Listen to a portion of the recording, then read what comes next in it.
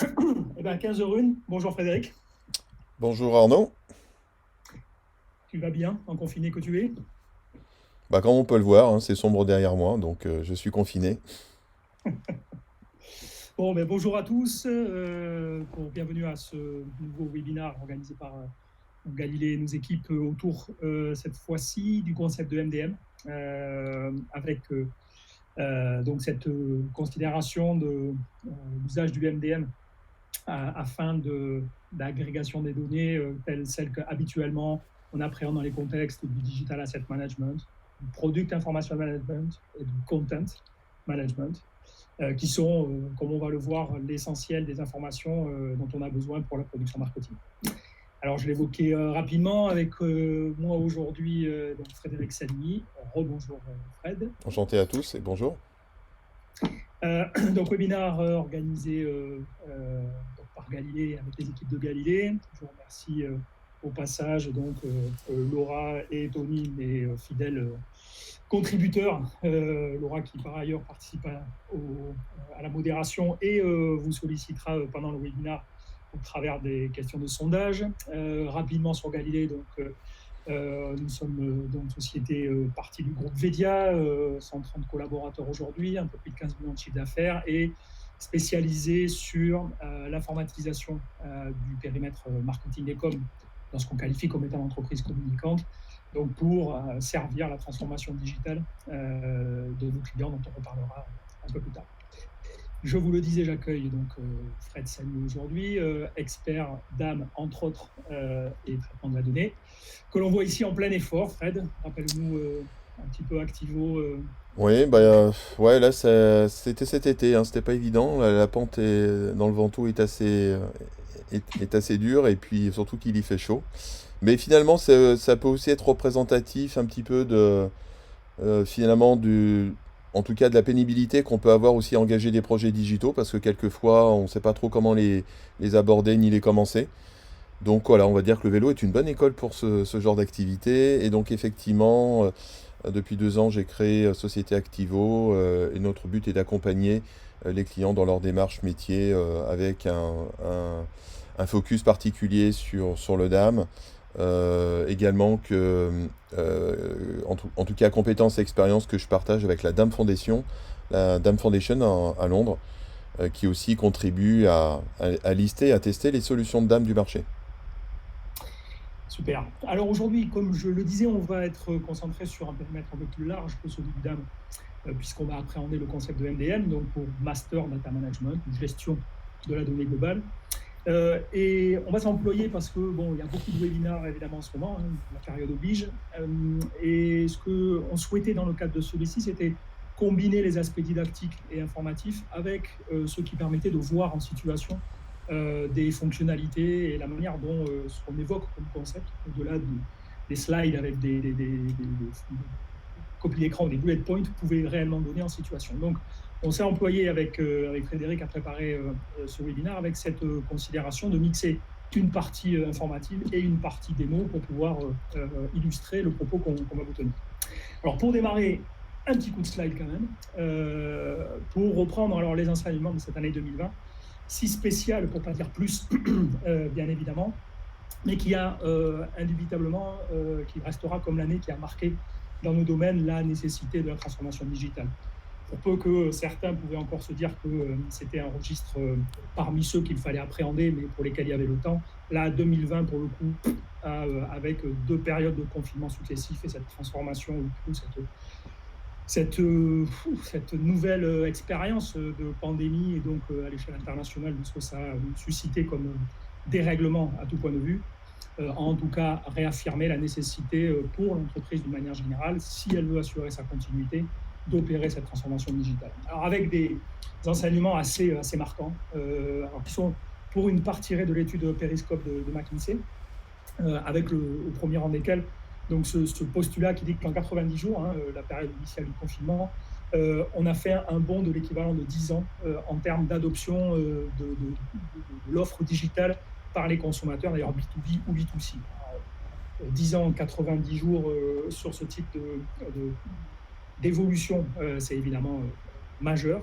Euh, et ça préfigure de ce que vont être évidemment l'évolution du comportement de l'utilisateur et donc la nécessité d'adaptation à l'échelle de l'entreprise qu'il va falloir adopter dans ce domaine en particulier. Surtout que les trois sujets qui suivent, donc plutôt les trois statistiques qui suivent, et qui mettent donc en exergue la façon dont, confrontés à cette offre digitale enrichie, les consommateurs ont réagi. Ben, ce que ça marque, c'est que, à n'en pas douter, dès lors qu'on adresse, on sait et on peut adresser sa cible en utilisant les bons moyens digitaux, et bien c'est performant et en tout état de cause, ça répond aux aspirations des consommateurs qui eux-mêmes aujourd'hui donc ont tiré avantage de cette manière alternative d'accéder à leur offre en ayant évolué, en ayant cherché de nouvelles marques ou fournisseurs.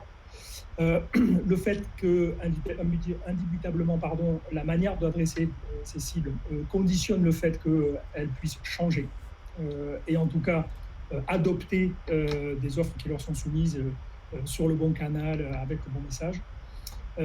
Et ce qui est intéressant aussi, c'est la complémentarité qui reste là aussi sans conteste du digital et du physique. Alors c'est en particulièrement vrai dans le B2B, où l'un ne se conçoit pas à l'exclusion de l'autre, mais où par contre les deux sont une nécessité. Et donc, pour appréhender ce sujet, c'était notre credo du jour, c'est l'unification des données, et en particulier lorsqu'on appréhende ce qu'on a voulu représenter ici, la notion de multicanalité qui fait qu'aujourd'hui, que ce soit au travers des médias print, du catalogue, de la fiche produit, de la publicité sur le lieu de vente, évidemment du web, e-commerce, site, etc., ou du mobile, qui est là aussi un des marqueurs de l'évolution récente, la nécessité de la marque, c'est d'être multicanal. Sauf que, d'une manière générale, ce qu'on constate pour les équipes qui sont en charge de cette production marketing, c'est qu'en l'absence de solutions adaptées, ce qui est en amont de la transformation digitale la situation, ce qu'on constate, c'est d'une manière générale une information qui est relativement dispersée, puisque tant qu'on n'a pas consolidé, chacun des services qui est en charge de la partie de l'information qu'on va rechercher, très vraisemblablement la détient quelque part sans qu'elle ne soit nécessairement conçue ou organisée pour être partagée. Et ce qui va, lorsque on va s'orienter sur l'utilisation de ces données pour servir les canaux de diffusion, et bien évidemment représenter une difficulté particulière parce que ça va nécessiter beaucoup d'interventions manuelles, beaucoup d'allers-retours entre différentes populations dans l'entreprise en charge d'une partie de cette information. Dès lors qu'on se projette sur, par exemple, à l'échelle d'une page de mon site web, de la somme de l'information dont j'ai besoin pour la faire exister, je m'apercevoir qu'il y a une richesse et une diversité d'informations réellement importante. Par exemple, ici, ce qu'on a représenté en termes de ce qu'on appelle écosystème de l'asset, c'est-à-dire que pour autant que ma finalité, ça soit ma page web et donc l'assemblage HTML que je vais vouloir produire, évidemment, ça va nécessiter en amont de pouvoir disposer des médias dont j'ai besoin pour représenter mon offre, mon produit sur ma page, de toutes les règles à l'échelle de l'entreprise et de la charte graphique de l'entreprise pour l'appliquer de façon correcte, les éventuels contenus riches que je vais vouloir y associer, et donc d'une manière générale, une somme de médias et de contenus qu'il va me falloir gérer, enrichir, étoffer, afin qu'ils puissent être utilisés dans la diversité des usages auxquels je les destine. Alors là, on évoque le cas d'une page web, et puis on va avancer dans la multicanalité avec maintenant typiquement notre page de catalogue, alors qui elle va être régie par encore d'autres considérations. Pour certaines communes, je vais retrouver évidemment des visuels communs entre ceux que j'ai utilisés en ligne et ceux que j'utilise dans ma page de catalogue, avec évidemment la différence qui veut que en ligne, je vais typiquement utiliser un JPEG 70 dpi. En revanche, dans mon catalogue, je vais utiliser un TIFF ou un EPS à 300 dpi et un CMJM. Donc, pour autant que j'ai une même représentation visuelle, j'ai deux types de données différents différentes, pardon, et donc la nécessité en permanence adapter la donnée à mon canal de destination. À noter qu'évidemment, en termes de contenu, le média print va faire appel à des contenus complémentaires à ceux que je vais avoir utilisés en ligne, par exemple, parce que je vais m'exprimer différemment, avoir des prises de parole différentes, que ce soit en ligne ou sur la page web. La nature des données dont je vais avoir besoin et que va susciter le média print vont elles-mêmes contribuer à enrichir mes bases médias et de contenu. De sorte que lorsque je vais arriver à ce troisième exemple qu'on souhaitait prendre pour être assez complet, celui typiquement d'un post Instagram, eh bien c'est encore une nouvelle typologie de contenu, puisque je vais enrichir là, ce que j'ai pu évoquer jusqu'alors, avec les registres propres au réseau social que va me susciter la publication de mon message. Et donc, c'est encore une nouvelle typologie de contenu que je vais m'employer à appréhender. Et de la même manière, une nouvelle typologie ou une typologie complémentaire de visuels et de médias pour servir ce canal. Avec, contrairement aux idées reçues, pour autant qu'on puisse évidemment distinguer la complexité de conception d'un post pour un réseau social, d'une page web ou d'un catalogue. A priori, c'est évidemment beaucoup moins nécessiteux de construire un post Instagram ou Facebook qu'un catalogue ou une page web. Néanmoins, considérant la somme des logiques par lesquelles on va rendre son visuel vivant, adapté à sa cible ou à la manière de consulter ce post, puisque je peux vouloir créer une déclinaison en termes de visuels qui, par exemple, agrandissent la taille des contenus parce que j'estime que quand ils vont être vus sur un écran mobile, ça va déroger au fait à l'expérience de l'utilisateur lorsqu'il va les consulter sur une page de catalogue ou sur une page web. Et donc encore un autre registre d'enrichissement et de déclinaison de ces médias et de ces contenus pour correctement servir ici donc sur réseau social. Et donc là, ce qui nous amène évidemment à l'échelle de vos équipes qui sont en charge de la gestion de ces données, à devoir donc appréhender ces diversités en termes de médias aussi bien que de contenu. Donc, une somme d'informations qui par ailleurs va croissante au fur et à mesure qu'on étoffe la quantité de produits sur lesquels on communique et que on étend également par votre conséquence la fréquence avec laquelle on communique, donc la production de médias et de contenu. Alors Fred, histoire de te solliciter pour justement cette introduction sur le caractère un peu pléthorique au fur et à mesure que l'on produit du marketing de la com, de la génération de données, je voulais te faire t'exprimer là sur un exemple récent sur lequel je travaille pour un de nos clients en commun, en plus, qui est Michelin, et où, considérant justement la quantité de produits, la quantité de canaux, ce qu'il a en résulté en termes de constat sur l'accroissement de la donnée à gérer pour les équipes. Ouais, bah, je crois que ce que tu as exprimé est la parfaite représentation de ce que l'on voit sur le terrain et au-delà de la technologie. Et j'aime aussi bien reprendre souvent les mots de l'équipe digitale là, de Michelin qui dit qu'il y a beaucoup de process à mettre en place et tout ceci appartient aux équipes. Mais c'est vrai qu'on s'aperçoit qu'on est de plus en plus envahi par ce contenu extrêmement riche, souvent maintenant de plus en plus aussi en très haute définition. Et dès qu'on est dans ce contexte de publication, de distribution de contenu, tu as parlé des réseaux sociaux qui sont extrêmement, qui sont plus qu'une tendance aujourd'hui, puisque quelle que soit la marque, il est difficile d'y déroger. En tout cas, c'est avoir cette capacité de gérer en un seul et même endroit tout ce contenu avec les bonnes métadonnées, le tout parfaitement organisé, classifié. C'est un vrai challenge. C'est un vrai challenge. Et très souvent, ce que je peux voir, comme tu l'as précisé en ce début d'année, c'est qu'on est arrivé sur... je pense que le nouveau normal sera évidemment différent. Et l'explosion du digital a montré que finalement un certain nombre de PME, de TI n'étaient pas forcément équipés. Qu'on a essayé de faire avec un peu les moyens du bord, qu'on essaye de rattraper un petit peu le retard, de monter dans le bateau. Bon, il est jamais trop tard. C'est vrai qu'on est dans un contexte de compétition où bon, c'est ceux qui sont partis avant, forcément, ont un peu plus de chance. Maintenant, c'est aussi une question d'accompagnement, et en tout cas de trouver la bonne solution avec le bon retour sur investissement, hein, parce que là aussi, en tout cas, ce que je peux voir sur le marché et ce que je peux voir à travers la Dame Foundation, c'est que on n'est pas tous égaux aussi devant les moyens que l'on peut mettre sur une solution. Mais néanmoins, aujourd'hui, les solutions, elles existent. Voilà, on n'est pas obligé de dépenser 1 million de dollars pour acheter un DAM, un PIM, ou etc.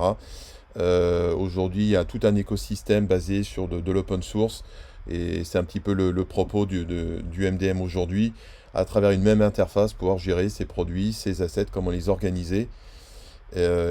En dernier conseil, je dirais, bah, il faut aussi être bien accompagné parce que il y a aussi un vocabulaire, une maîtrise, une expérience à avoir. Et voilà. En tout cas, si tout ça est mené correctement, ça ira forcément au succès.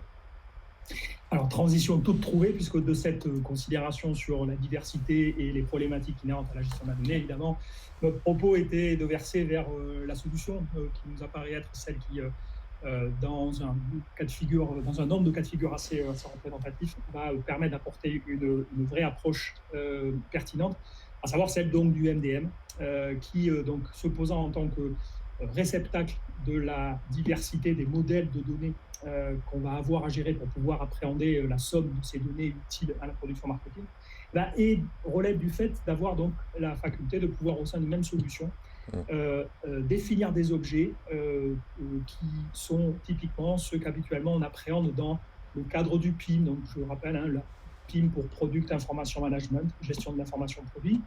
Donc, ce qui doit relever du fait de pouvoir créer, on verra tout à l'heure, l'ergonomie et la somme des champs permettant de pouvoir typer, structurer et centraliser son information produite.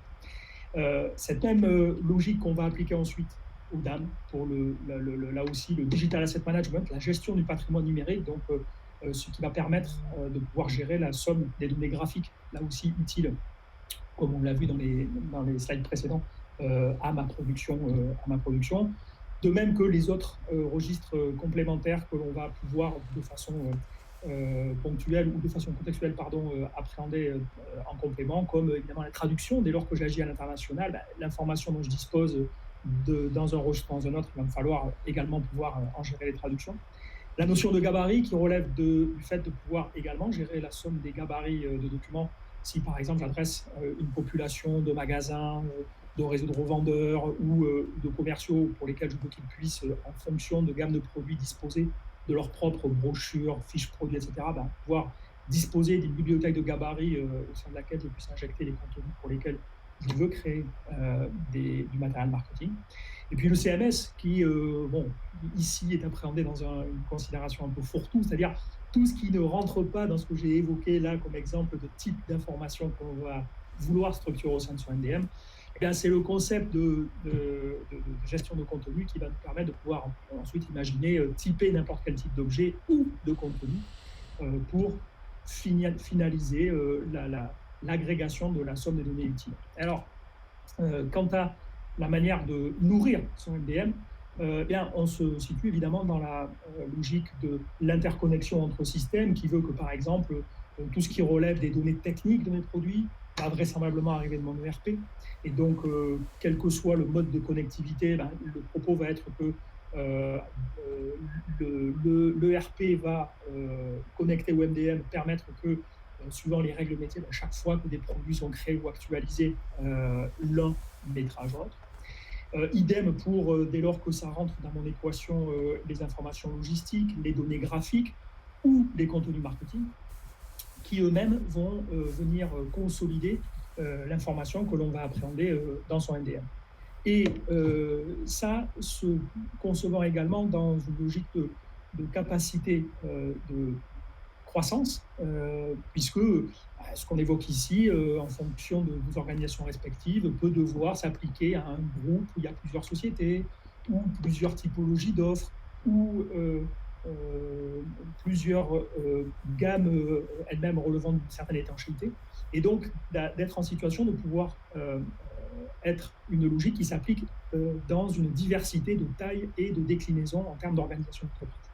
Le propos étant que, en ayant donc conçu la faculté de pouvoir agréger cette information, elle va nous permettre de pouvoir être structurés dans une somme d'acception métier, ce qu'on va qualifier comme étant un concept je réévoquais tout à l'heure, mais qu'on trouve extrêmement pertinent, celui de la page produit idéale, de la perfect product page.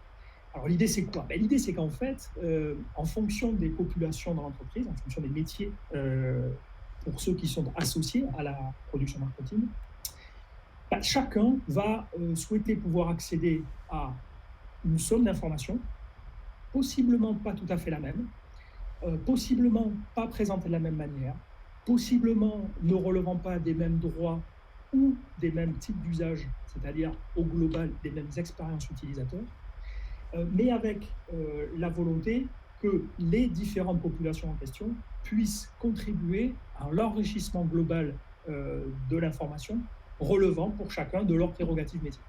Alors donc là, c'est ce qu'on a schématisé avec ces 3 pages produits idéales qui, relevant de l'interface produite au-dessus de mon MDM, lui-même agrégeant la somme des informations requises, va nous permettre de pouvoir, par exemple, adresser tous les intervenants de la chaîne créative, qu'ils soient internes ou externes, en leur proposant les perfect product page et la somme des informations dont ils ont besoin.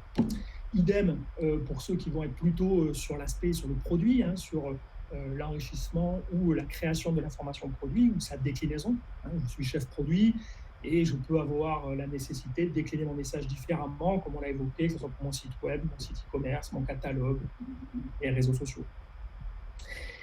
Ou ce qui a trait, on l'a évoqué tout à l'heure rapidement, aux logiques de traduction. Bref, pour ceux qui vont travailler sur le produit en particulier et la faculté de leur délivrer une ergonomie et une expérience utilisateur littéralement qui soit la plus adaptée, la mieux adaptée à leurs prérogatives métiers. Et on a évidemment pris en considération ce qui relève in fine de la logique requise en termes de capacité d'analyse. Évidemment, j'ai produit du marketing, je l'ai diffusé, et il va m'importer de pouvoir maintenant appréhender les performances que ça a suscité. Est-ce que le fait d'avoir agi de telle manière a suscité le retour que j'en attendais? Est-ce que les 5 images mises par produit sur mon site e-commerce ont bien suscité l'accroissement des ventes que j'attendais? Est-ce que je peux comparer si avec 3 images ou 5 images, il y a des différences?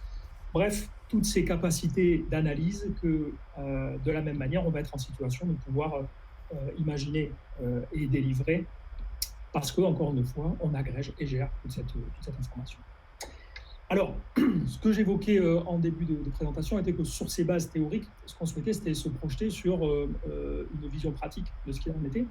Et donc, ça, de l'opérer dans le cadre d'une démo, qu'on va donc vous présenter dans un instant, relevant de ce qu'on qualifie à l'échelle du MDM comme un concept novateur, qu'on peut schématiser ici comme ce qui, sur la base d'une somme d'informations que l'on va injecter dans notre démarche qu'on va qualifier de vertueuse, va permettre aux différents intervenants métiers d'agir pour enrichir, le tout servi par évidemment un maximum de... Excusez-moi, petit piquant positif. Toc, toc.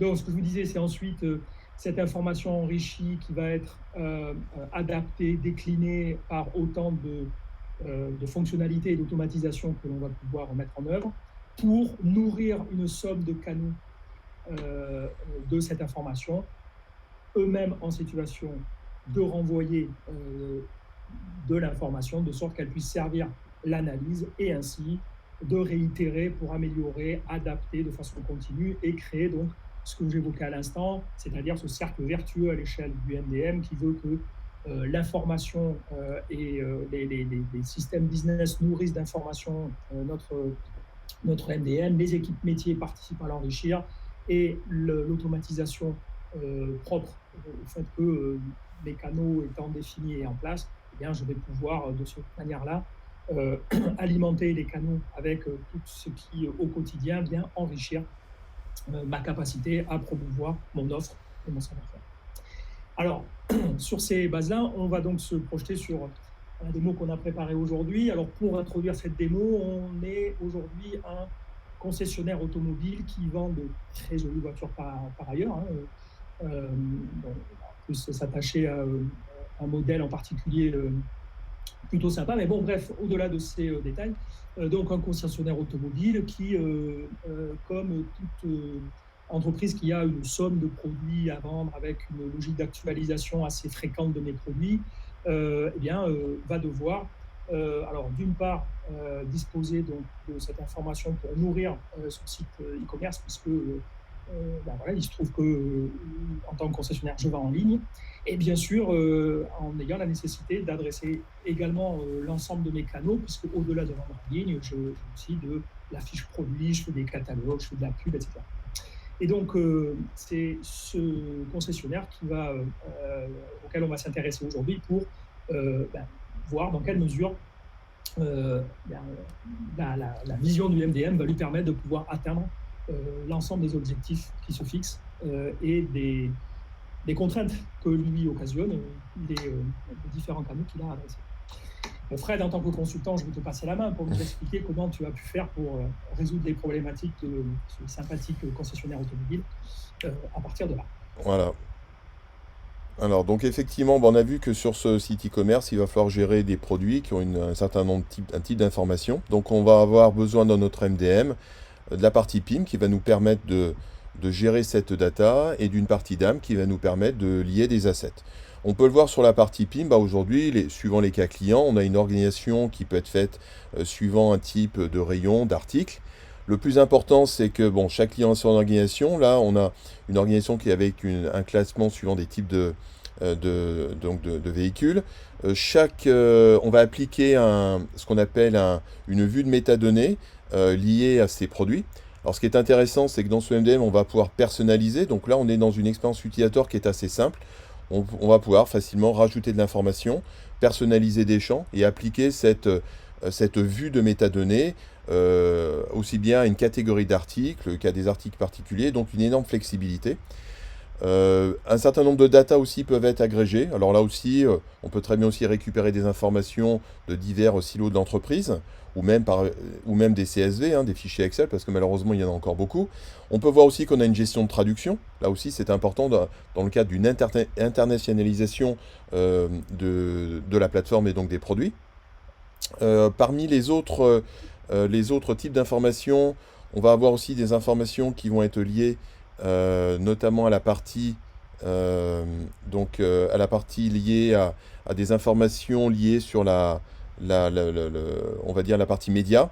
Donc la partie média qu'on va voir, ce qu'on peut voir ici, c'est toute la partie en fait prévisualisation. L'idée, finalement, c'est de voir un petit peu en amont ce qu'on va pouvoir représenter. Donc là, on retrouve les informations qui viennent d'être entrées en termes de prix, de couleur, de caractéristiques du véhicule. Là, on s'aperçoit qu'on a une image centrale qui est manquante. Et c'est notre but aujourd'hui, c'est effectivement d'aller alimenter afin de promouvoir un peu mieux ce produit, d'aller rechercher une image dans le DAM. Donc, plusieurs possibilités à ce niveau-ci, mais en fait, on va utiliser directement ce qu'on appelle un content picker. Alors, le content picker, aujourd'hui, est devenu le moyen le plus universel de connecter nos systèmes. Et là, très, très simplement, qu'est-ce qu'on peut voir? On se retrouve avec un mini DAM, mais qui devient en fait, qui est simplement le DAM, puisqu'en passant ici, là, en plein écran, je vais me retrouver avec un accès, là aussi, à une expérience utilisateur exceptionnelle. C'est-à-dire, aujourd'hui, c'est ce qu'on attend, c'est un mur d'image, place à l'image, recherche facile à travers des métadonnées. Et là, on peut comparer notamment sur ce fait que aussi bien le content picker que le DAM présente exactement cette même expérience utilisateur, d'où la facilité d'intégration de ces deux types de systèmes. Le Le DAM, bien entendu, c'est, comme on l'a précisé, c'est un moteur pour les assets et pour les métadonnées. Donc là, on a un bon échantillonnage, en tout cas, des assets, avec aussi une responsivité. C'est-à-dire que là, je suis sur son mobile. Il faut savoir que 80% aujourd'hui du business passe à travers un mobile. Donc un produit qui n'est pas responsive, bah, autant vous dire qu'il faut plutôt, dans ce cas-là, essayer d'aller voir ailleurs. Au niveau des visuels là, tels qu'on peut les voir, ce qui est intéressant ici, c'est que finalement j'ai une vidéo, vous voyez, sans aller cliquer dans cette vidéo, j'ai tout de suite une prévisualisation, puisque le système a été capable de récupérer ce qu'on appelle les différents plans de coupe et de créer une animation, ce qui ne m'empêche pas bien entendu d'aller dans cette vidéo pour la jouer plein écran, haute définition. Le tout, alors on va pas rentrer dans la technique, mais tout ça c'est configuré ce qu'on appelle avec des CDN, donc avec une diffusion extrêmement aisée et facile. C'est une vidéo, mais elle a droit aussi à ses métadonnées, mots-clés. Et là aussi, on le verra après sur l'image, une personnalisation qui est possible à tous les niveaux. Ce qui est important également, ça va être la possibilité aussi d'éditer, avec là aussi une expérience facile. Hein, il ne faut pas être ingénieur pour être contributeur, il faut quelque chose qui soit très facile d'accès. Parmi les autres médias, on a aussi on voit des fichiers 3D, des présentations des documents, des PDF. Bien entendu, le DAM, il est fait pour quoi? Eh ben, il est fait pour retrouver ses assets. Et là, rapidement, lorsqu'on va chercher sur base d'un mot-clé un élément, on va aller tout de suite taper ce qu'on appelle dans les plans de classement. Le DAM, c'est aussi ça. C'est le succès d'un DAM, c'est le succès de l'organisation des taxonomies, des facettes. Là, comme on peut le voir, alors, expérience ultime. Et là, on a presque envie d'aller sur sa tablette pour jouer. C'est-à-dire qu'on va pouvoir facilement sélectionner, désélectionner, afin de créer rapidement ce qu'on appelle une collection, qu'on pourra partager aussi bien avec les contributeurs du système en interne à l'entreprise, et aussi bien avec des prestataires. Voilà comme on le voit. Donc on arrête les WeTransfer, on arrête les Dropbox et les Drive, et on utilise le DAM pour partager ce contenu. Donc une approche facile, on rentre un utilisateur, on a la possibilité aussi, et ça c'est la finalité aussi du DAM, hein, de proposer ce qu'on appelle des transformations, des dérivés. Dans le DAM, on ne va gérer que la haute définition, et le DAM s'occupera des moyennes et basses définitions. La possibilité également de télécharger les éléments. Donc là, le téléchargement va pouvoir aussi se faire aussi bien à travers des hautes définitions, des basses définitions, et on reste toujours dans le système. Parmi les autres fonctionnalités qui ont été mises sur cette plateforme, alors là, on revient sur ce qu'on appelle, je dirais, la homepage centrale.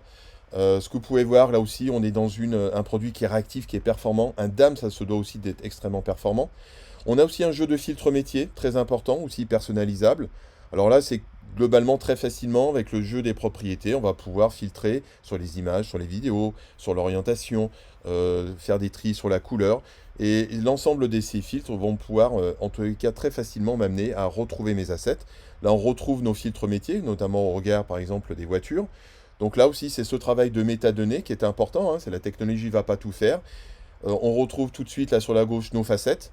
Donc extrêmement facile d'aller retrouver et de catégoriser ces produits. Et là, on retrouve nos Aston Martin. Il va falloir donc à ce niveau-là qu'on fasse un choix sur le véhicule.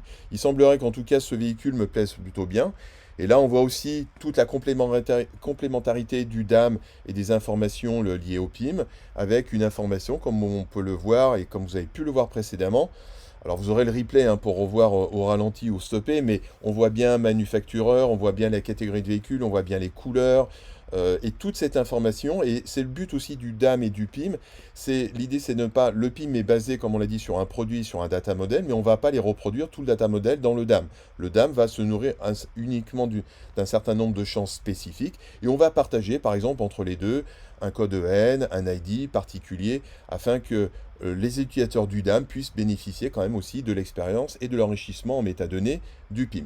Donc en tout cas là, à tout moment, on va pouvoir là aussi très facilement rajouter des métadonnées, que ce soit des mots-clés, des descriptifs, gérer des langues. La possibilité, alors là aussi c'est très important, puisqu'on parlait de distribution sur les réseaux sociaux, au lieu d'aller passer par une agence, par votre extérieur pour aller redimensionner des visuels, là aussi c'est le but aujourd'hui d'un asset management, travailler des transformations et donc des dérivés, mais aussi des formats différents. Et là aussi, votre DAM aujourd'hui doit être capable de proposer ces formats réseaux sociaux, 4 tiers, 2 tiers, etc. Ce qu'on appelle le code Mbit, très utile, c'est-à-dire on choisit une résolution. Là, il n'y a pas besoin d'être développeur. On clique sur le lien, on le récupère. Regardez. Alors là, l'exemple, il est très simple, mais on peut l'imaginer très facilement. On clique sur le lien et ce lien nous permet, en tout cas, de très facilement d'avoir accès à ce visuel tout en étant en dehors du système. Donc voilà, en tout cas, tous ces jeux, donc, on a pu le voir, le DAM est un moteur pour ses assets, création de dérivés, création de transformations, partage. Là aussi, on va pouvoir, au niveau des résolutions de téléchargement, alors on peut en paramétrer autant que l'on veut, hein. On peut aussi garder le fichier original. D'ailleurs, je fais une petite remarque. Si vous avez ce visuel en Photoshop, bah, vous gardez le Photoshop. Et puis derrière, le DAM sera capable de faire des dérivés en JPEG, en PNG, en TIFF, selon vos besoins métiers. Là aussi, le DAM doit permettre de catégoriser ça suivant le profil utilisateur.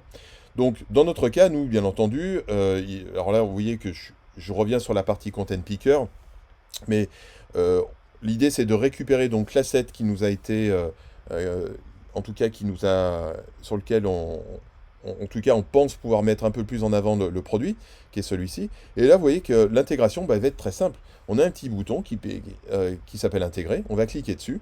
Et là, on va se retrouver avec notre visuel, plein de définitions. Alors, c'est libre à chacun d'aller, à un moment donné, de se dire, bon, qu'est-ce que je vais garder, qu'est-ce qui va pouvoir être porteur et permettre de mettre plus en avant mon véhicule. Alors, soit je redimensionne, puis finalement, je trouve que l'arrière est quand même plutôt bien photographié, bien représenté, et sera peut-être plus aguicheur, on va dire, en termes d'impact visuel, hein, puisque ici, on parle d'engagement client. Et une fois qu'on a défini notre zone, bah, on va simplement aller intégrer ce visuel. Voilà, simplement en bas, on clique sur le petit bouton et on se retrouve avec notre visuel intégré. Donc là, on le voit très bien à travers ici le lien. On a créé une relation directe, hein, un lien, un asset entre la fiche produit et notre DAM. Et là, si on rafraîchit, qu'est-ce que l'on voit? Eh ben, notre produit se retrouve en tête.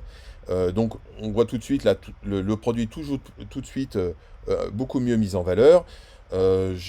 On pourrait parler bien entendu aussi de tout ce qui est partie SEO, hein, parce que là aussi le DAM et PIM vont travailler en parfaite harmonie afin de rajouter, c'est aussi le but d'un content picker, de rajouter des mots-clés spécifiques dans les URL afin de les exposer plus facilement à Google et au moteur de recherche. Donc voilà, bah, vous voyez que rapidement, en à peine 10 minutes, on a été capable d'enrichir une fiche produit, de rajouter un asset, donc et finalement d'alimenter mon portail e-commerce.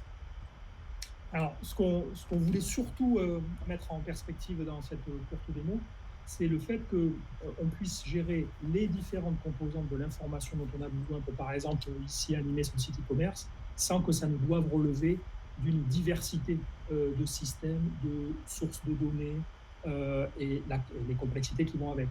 Là, tel qu'on l'a vu, ça permet depuis un endroit, différents utilisateurs eux-mêmes accédant aux fonctionnalités dont ils ont besoin, puisque ce qu'on a vu au départ concernant le travail sur l'information de produit, puis ensuite sur les visuels et les données graphiques, relève d'expériences utilisateurs distinctes, de spécialités métiers distinctes, mais concourant à l'enrichissement des datas se trouvant au même endroit et donc rendant l'exploitation de ces datas d'autant efficace et rapide, à l'image de ce que Frédéric nous a montré, lorsque, ayant choisi et retaillé mon image, clac, en un claquement de doigts, elle est disponible en ligne sur mon site e-commerce, de la même manière que l'évolution de l'information de mon prix, c'est tout ce qu'on avait changé concernant les données sur la voiture, ont elles-mêmes permis de mettre à jour très rapidement, facilement et de façon concentrée toutes les informations qu'on avait besoin. Donc, ce qu'on en retient comme enseignement sur le sujet, dans cette vision donc, du MDM, c'est, première chose évidemment, c'est l'identification des données et de leur provenance. Puisque dès lors qu'on a identifié les données dont on avait besoin et d'où elles venaient, on interconnecte les systèmes et l'alimentation se fera de façon évidemment naturelle. Pour évidemment connecter et centraliser ces datas, les structurer de telle sorte que ça nous permette de pouvoir servir ces pages produits idéales elles-mêmes permettant d'accéder aux fonctionnalités métiers essentielles et en délivrant de fait des expériences utilisateurs aux différents acteurs de la production marketing. À partir de là, comme on l'a évoqué, il n'y a plus qu'à se lancer, puis itérer, réitérer au gré de ce que la stratégie sous-tend d'opérations qui, les unes aux autres, en fonction des différents canaux, se succèdent, se complètent et participe du développement de l'entreprise et de son business.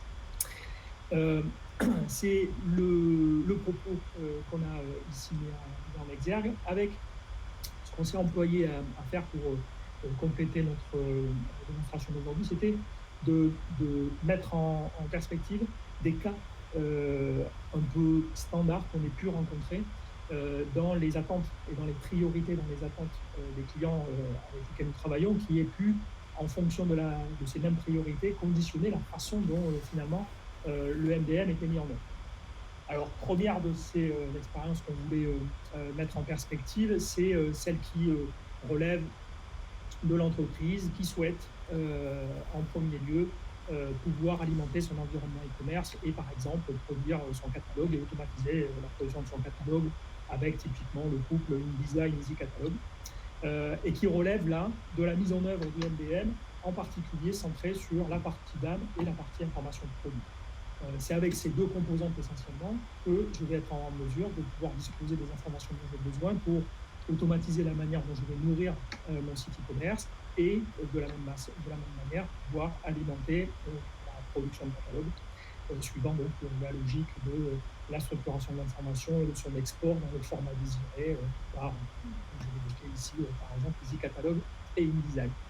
Donc, première manière dont un MDM peut être mis en œuvre dans cette perspective, en se focalisant donc sur les modèles de données que sont l'information de produit et la gestion des données. Deuxième exemple que l'on a également retenu, c'est celui de la production packaging. Alors, là, vous voyez que par rapport au cas précédent, on a une quantité d'informations beaucoup plus importantes qui vont être requises, parce que le pack, pour le coup, et on a coutume de dire celui des outputs marketing qui est le plus complexe et le plus nécessiteux en termes de nature de données. Et donc, on va avoir de ce point de vue-là une quantité de données à exploiter qui va être d'autant importante et des expériences utilisateurs là aussi un peu plus diversifiées à servir, puisque dans la production packaging, on va aussi bien avoir de l'interne et de l'externe en termes de population, mais des étapes de production qui vont être généralement beaucoup plus découpées, des cycles de production qui vont être plus longs, et donc littéralement des solutions qui vont être plus complexes parce que la nature de ce qui va produire est énorme. Autre registre qu'on évoque et relève de tout ce qui gravite autour du Web2Print. Alors, par exemple, là, avec l'exemple d'un de nos clients qui est le magasin de Pro, et pour lequel là, on va avoir une relation finalement plus proche de celle de l'e-commerce, mais avec potentiellement une quantité de produits plus importante, d'informations et de contenus plus importants, et donc une adaptation là, de la nature des données à utiliser. Autre exemple intéressant, c'est celui des portails de marque, brand portal en anglais, avec donc là un autre exemple d'un client, où là, on va encore graviter autour du DAM et du tool, mais en ajoutant, puisque c'est une des perspectives, là, c'est de distribuer également les documents à destination d'un réseau, et donc la faculté de pouvoir en ligne gérer la conception de ces documents et la personnalisation des gabarits de documents au gré de ce que, en tant que franchisé de tel endroit, de tel endroit ou de tel endroit, je vais vouloir donner comme priorité à telle typologie de produit plutôt qu'à telle autre. Et donc, je vais souhaiter évidemment pouvoir disposer de mon information de produit, de toute la donnée graphique associée et des gabarits et des fonctionnalités d'édition en ligne de mes gabarits pour me permettre de pouvoir avoir la plus grande souplesse dans la manière, en tant que marketing central, de donner la faculté à mes, par exemple, points de vente ou revendeurs de pouvoir eux-mêmes produire et consommer ces matériaux. Alors, là, donc, un certain nombre d'exemples qu'on voulait pouvoir être concrets par rapport à des exemples précis, des cas d'application précis, mais qui relèvent tous finalement d'une partie de des différentes typologies de matériel marketing qu'on appréhende. Et on voulait aussi mettre en perspective un de ceux en termes de MDM les plus complets qu'on ait pu appréhender, qui est donc l'expérience WeShare, le nom de la solution de client Royal Canin. Alors, qui a comme particularité, littéralement, de concevoir dans la diversité l'essentiel de sa production marketing depuis son MDM. Et donc, ici, on soit sur le domaine du pack, de la com digitale, de l'e-commerce, des retailers, et que donc, à partir de là, il s'agisse de la formation inhérente aux recettes, aux tableaux de rationnement, bref, la somme de l'information qui a vocation à être consommée par les différents canaux est disponible, agrégée et enrichie au sein du MDM, de sorte qu'elle participe du fait de pouvoir disposer donc de toute cette donnée structurée à destination des publics concernés. Donc, ce qu'on voit ici permet de présenter donc, la donnée dans sa diversité et en allant plus précisément à cet endroit-là, on va pouvoir toucher du doigt le concept que j'évoquais tout à l'heure de Perfect Product Page, mise en situation. Là, pour un produit donné, je vais retrouver l'ensemble des métadonnées, des produits associés, de ce que, d'un point de vue métier, je vais vouloir appréhender lorsque, m'intéressant à ce produit, je souhaiterais disposer de tout ce qui le concerne, de sorte que je travaille sur tel ou tel aspect, je puisse trouver à un endroit donné toute l'information qui s'y rapporte. Fred, si tu as un commentaire à ce stade-là sur ces différents exemples de mise en œuvre du MDM au gré des problématiques prioritaires qu'on puisse appréhender chez les uns et chez les autres. Ouais, bah, y a beaucoup de choses parce qu'en fait, on voit, bon, c'est la nature aujourd'hui du métier des marques aujourd'hui, c'est toujours dans cette donne de capacité d'enrichissement de contenu. Oui, donc je disais que effectivement, les exemples que tu évoques sont la parfaite représentation on va dire, des défis des marques aujourd'hui, hein, cette capacité de personnalisation de contenu, cette capacité de gérer des contenus de plus en plus variés, d'être en capacité de les mettre à jour facilement. Et là, on va un petit peu plus loin, puisque dans cette étape de personnalisation, on voit qu'on a cette capacité à pouvoir changer des titres, des prix, etc. Donc là, on est effectivement dans un cas, on va dire, qui peut paraître complexe, mais je pense qu'à priori, à partir du moment où on est bien accompagné, les choses peuvent se faire assez facilement. Ce qui est pas anodin toujours aussi, c'est dans l'étape de recueil des besoins. Là aussi, c'est jamais évident, puisqu'aujourd'hui, la donnée est un petit peu de partout. Je dirais que la donnée, d'ailleurs, est souvent essentielle à la plupart du business aujourd'hui, quels que soient un petit peu les outils utilisés. Et souvent, le plus gros des métiers, le plus gros du travail à faire en tant que tel, et moi je le vois avec Michelin, c'est véritablement être capacité d'organiser cette data. Voilà. Et là, c'est un vrai métier. Je dis pas que l'asset est quelque chose de simple, mais en tout cas, voilà, c'est être capacité, cette organisation de data au regard des éléments de PIM intégrés donc dans le MDM sont jamais des choses évidentes. Mais bon, voilà, aujourd'hui, on est en 2020, les technologies quand même sont parfaitement maîtrisées. Hein, les notions d'applicatif web, on n'est pas comme il y a une dizaine d'années où les choses étaient plus compliquées. Donc, on a de belles interfaces, l'expérience utilisateur est là. Et au final, il faut bien entendu aussi très rapidement penser au retour sur investissement. Et là, je répète, on est sur des solutions qui ne sont pas avec des investissements à long terme. Le retour sur investissement peut se faire assez rapidement dans les 18-24 mois. Alors, justement, transition toute trouvée. Aujourd'hui, on est très bon sur les transitions. Qui nous amène directement sur la conclusion de notre sujet du jour, avec donc la remise et la mise à disposition donc, de ce nouveau contenu qu'on a réalisé dans la perspective de notre session du jour, et qui est donc un exemple en gabarit de document destiné à vous permettre de pouvoir structurer vos projets de MDM.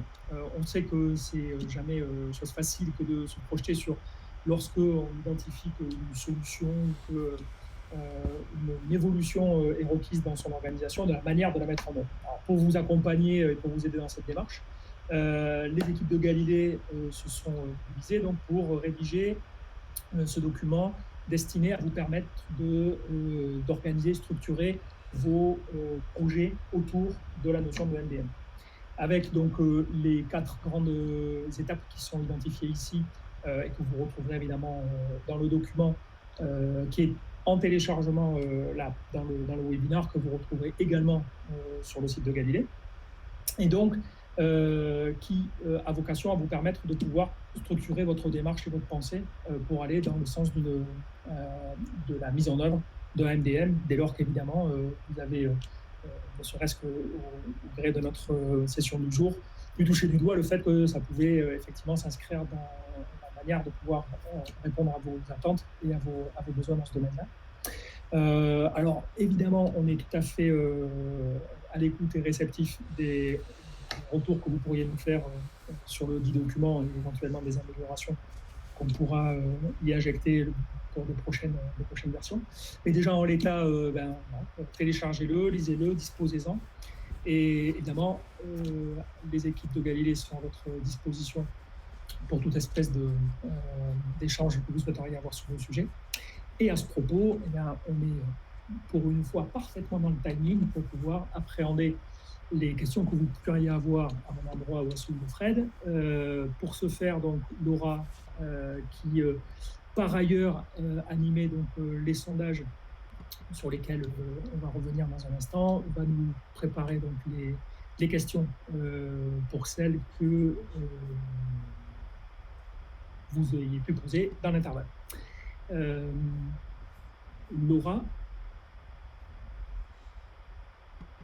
nous sommes tout oui.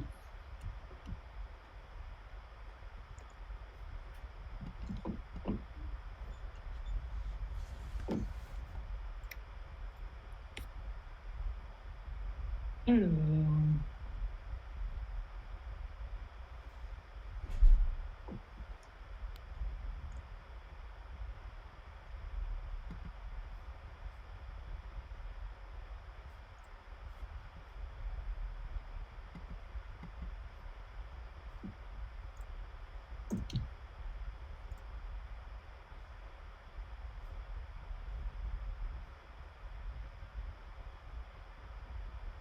Alors, je ne vois pas de questions particulières pour l'instant.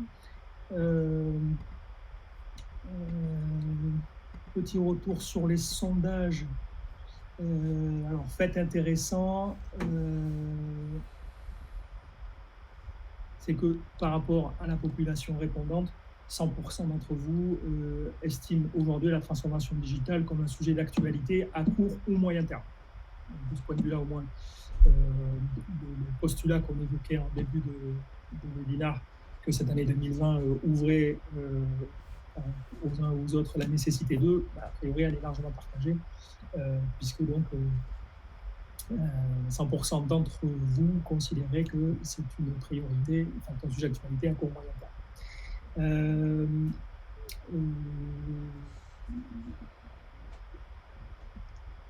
Quels autres enseignements avons-nous à propos des sondages?